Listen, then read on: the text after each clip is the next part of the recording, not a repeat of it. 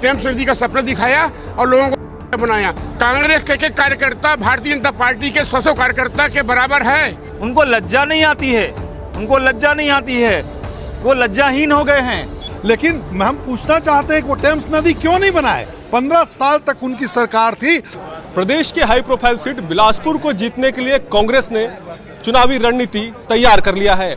आज एक महत्वपूर्ण बैठक के साथ कांग्रेस ने चुनावी शंखनाद कर दिया है, क्योंकि लगातार बिलासपुर में जिस तरह से पिछले बार 2018 में यहां पर कांग्रेस जीत कर आई थी, ऐसे में एक बार फिर से बिलासपुर को फतह करने के लिए कांग्रेस ने विशेष रणनीति बनाई है ताकि बिलासपुर में एक बार फिर से कांग्रेस का विधायक जिताकर लाया जा सके। हमारे साथ शहर अध्यक्ष हैं विजय पांडे जी। क्योंकि अब चुनावी शंखनाद हो गया, ये जरूर है कि टिकट में थोड़ा सा देर हुआ है, लेकिन अब किस तरह से आप लोगों की तैयारी है बिलासपुर को फिर से जीतने के लिए? देखिए, बिलासपुर के लिए कांग्रेस का एक एक कार्यकर्ता न केवल बिलासपुर में बल्कि बिलासपुर जिले के सारे विधानसभाओं में और छत्तीसगढ़ के सारे विधानसभाओं में पूरा कमर कस के कांग्रेस के तिरंगा को अपने कंधे पर ले करके, अपने हाथों में ले करके कांग्रेस के परचम को फहराने के लिए कांग्रेस का एक एक कार्यकर्ता तैयार है और हम हैं तैयार।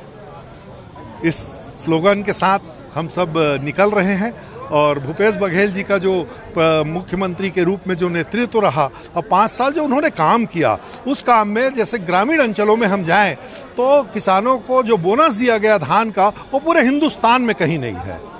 गोबर खरीदा गया, यहाँ तक कि गाय के गौमूत्र को भी खरीदा गया। ये जो काम किया है ग्रामीण संस्कृति को जिंदा करने का, ग्रामीण अर्थव्यवस्था को मजबूत करने का, ये भूपेश बघेल जी की सरकार ने किया है। बिलासपुर विधानसभा की हम बात करें तो बिलासपुर में हमारी एकमात्र जीवनदायिनी नदी अरपा है, जिसको टेम्स नदी के तर्ज पर बनाने का वादा भारतीय जनता पार्टी के पूर्व मंत्री जी ने किया था। लेकिन हम पूछना चाहते हैं कि वो टेम्स नदी क्यों नहीं बनाए? 15 साल तक उनकी सरकार थी और मुख्यमंत्री के बाद दूसरे स्तर पे आते थे, पूरा पॉलिटिकल विल उनको मिला था, उसके बाद क्यों नहीं बना? बिलासपुर से हवाई जहाज क्यों नहीं उड़ा? और आज ही जब भूपेश बघेल की सरकार बनी तो हवाई जहाज तो उड़ा ना, वो तो कागज का जहाज ही उड़ाते रह गए भारतीय जनता पार्टी के लोग।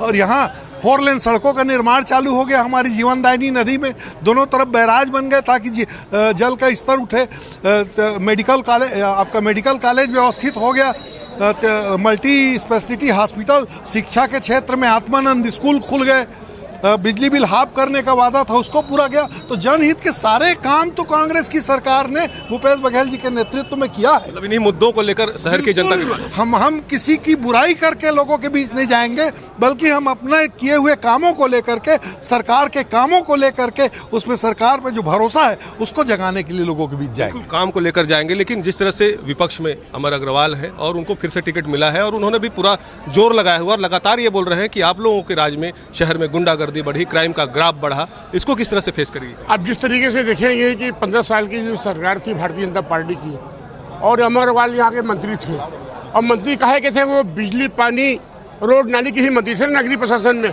आपने देखा होगा 15 साल में उन्होंने ऐसा क्या काम किया?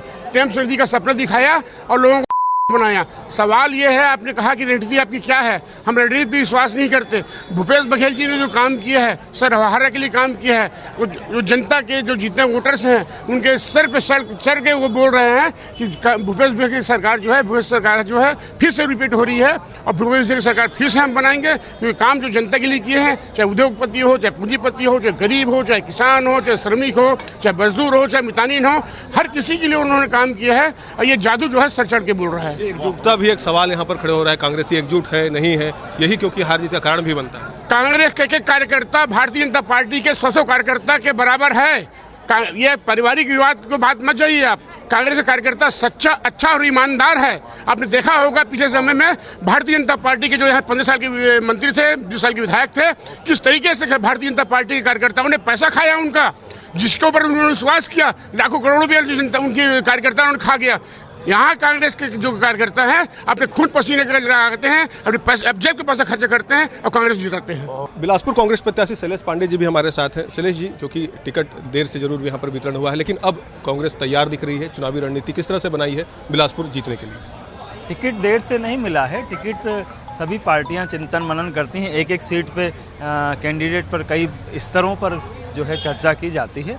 अभी भारतीय जनता पार्टी की भी सभी टिकटें जो है वो अभी क्लियर नहीं हुई है, कांग्रेस की भी सभी टिकटें अभी क्लियर नहीं हुई है, लेकिन मैक्सिमम प्रत्याशी मैदान में उतार दिए गए हैं। तो मैं समझता हूं कि देर नहीं हुई, टिकट मिलने के बाद आज जो है वो बिलासपुर कांग्रेस भवन में हमारे जिला कांग्रेस कमेटी, शहर कांग्रेस कमेटी के सभी पदाधिकारीगण, हमारे ब्लॉक कांग्रेस कमेटी, ब्लॉक के अध्यक्ष और सभी पदाधिकारीगण और हमारे सभी वरिष्ठ नेता, हमारे पूर्व सांसद, पूर्व विधायक, पूर्व महापौर और सभी सम्मानी जनप्रतिनिधिगण, हमारे जो है नगर निगम के सम्मानी पार्षद, एल्डर और सभी कार्यकारिणी, महिला कांग्रेस से और सेवा दल से, सभी जगह से, यूथ कांग्रेस, सबसे सभी कार्यकर्ता आज आए थे।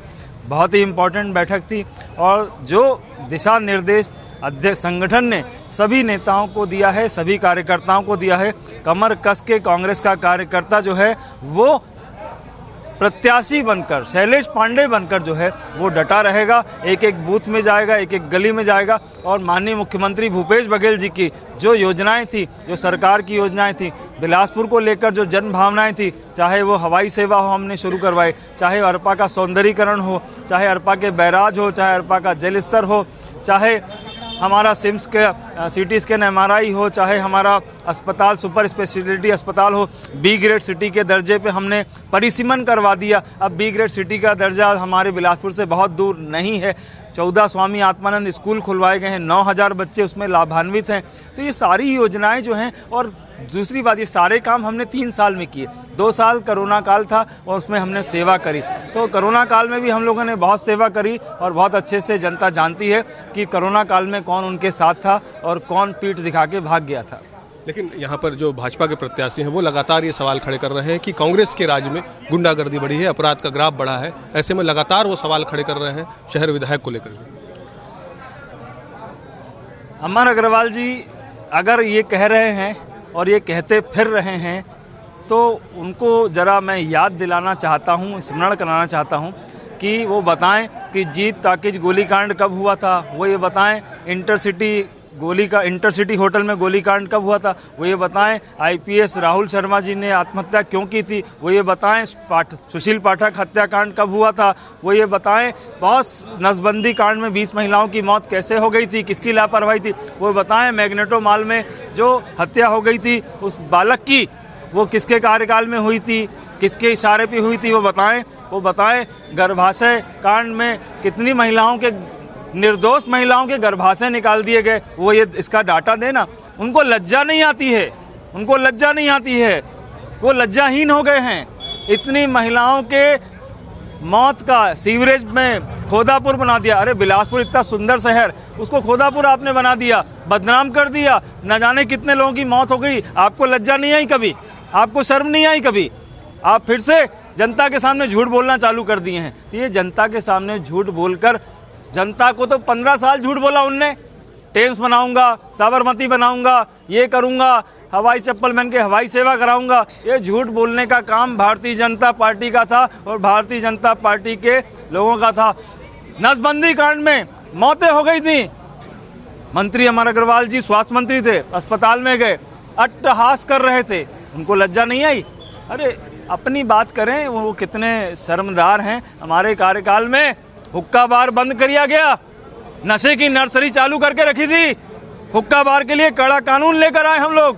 हमारे कार्यकाल में हम लोग निजात अभियान चलाया, लगातार 2 साल से निजात अभियान चल रहा है, लगातार नशे के विरुद्ध काम कर रहे हैं। गुंडागर्दी, दिल्ली में सोना चांदी चोरी होता है और बिलासपुर में पकड़ा जाता है। ये बिलासपुर की सुरक्षा की बात करते हैं। हमारी पुलिस अच्छा काम कर रही, आज हर चौक चौराहे में हमारे कैमरे लगे हुए हैं।